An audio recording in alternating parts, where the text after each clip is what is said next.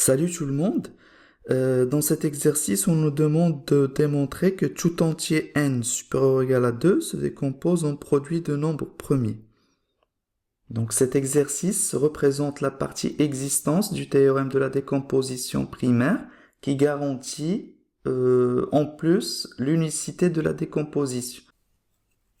Je vous donne un exemple. Par exemple, si je prends le nombre 120, donc le plus petit diviseur premier c'est 2. Ici 60, le plus petit diviseur premier c'est 2, donc ça va faire 30, puis 2, 15, le plus petit diviseur premier de 15 c'est 3, donc ça fait 5, ensuite 5 et 1. Ce qui fait, le nombre 120 se décompose en produit de nombres premiers. Donc c'est 2 à la puissance 3 fois 3 fois 5. Et puisqu'on cherche à prouver une propriété qui dépend d'un entier n, on peut utiliser un raisonnement par récurrence. Alors pour cette partie-là, on va la noter Pn. Et on constate que pour un n fixé, on ne peut pas montrer directement que Pn implique Pn plus 1. Donc ça, ce ne sera pas possible. Par contre, pour n fixé, on peut montrer que si pour tout entier k compris entre 2 et n, si la propriété pk est vraie, alors on peut avoir la propriété Pn plus 1. Et à cause de ça, on ne va pas utiliser une récurrence simple, mais plutôt une récurrence forte. Alors commençons d'abord par l'étape de l'initialisation. Donc pour la propriété P2, on a 2 est un nombre premier, donc c'est OK.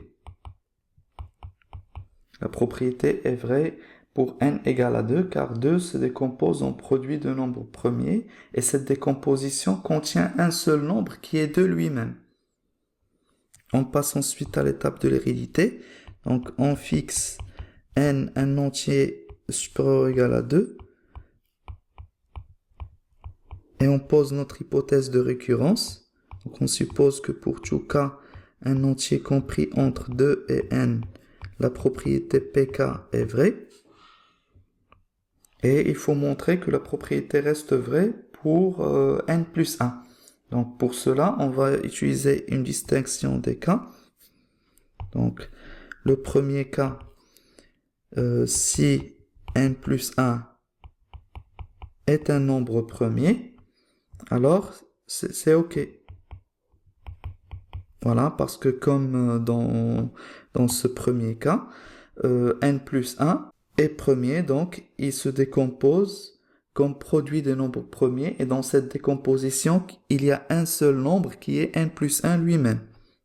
Maintenant pour le deuxième cas, donc si n plus 1 n'est pas premier, alors second P c'est l'ensemble des nombres premiers. Voilà. Alors,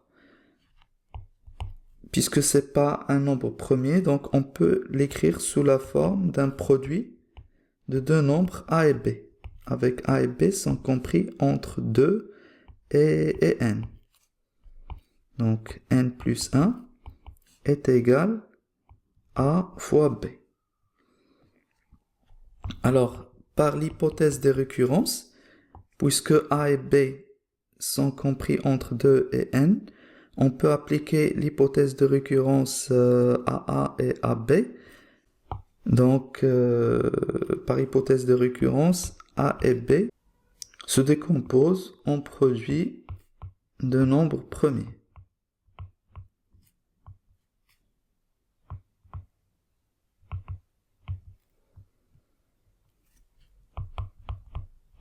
Donc, n plus 1 est produit de nombres premiers.